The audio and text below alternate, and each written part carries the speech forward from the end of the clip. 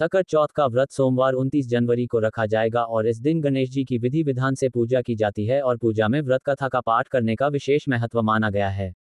सकट चौथ का व्रत माताएं संतान की दीर्घायु के लिए करती हैं और पूजा करके सकट माता की कथा पढ़ती है। एक बार गणेश जी बाल रूप में चुटकी भर चावल और एक चम्मच दूध लेकर पृथ्वी लोक के भ्रमण पर निकले। वे सबसे ये कहते घूम रहे थे, कोई मेरी खीर बना दे, कोई मेरी खीर बना दे। लेकिन सबने उनकी बात पर ध्यान नहीं दिया। तभी एक गरीब बुढ़िया उनकी खीर बनाने के लिए तैयार हो गई। इस पर गणेश जी ने घर का सबसे बड़ा बर्तन चूल्हे पर चढ़ाने को कहा। बुढ़िया ने बाल लीला समझते हुए घर का सबसे बड़ा भगोना उस पर चढ़ा दिया। गणेश जी के दिए चावल और दूध भगोने में डालते ही भगोना भर गया। इस बीच गणेश जी वहां से चले गए और बोले, अम्मा जब खीर बन जाए तो बुला लेना। पीछे से बुढ़िया के बेटे की बहू ने एक कटोरी खीर चुराकर खा ली और एक कटोरी खीर छिपाकर अपने पास रख ली। अब जब खीर तैयार हो गई तो बुढ़िया माई ने आवाज लगाए, आजा रे गणेशा खीर खा ले। तभी गणेश जी वहां पहुंच गए और बोले कि मैंने तो खीर पहले ही खा ली।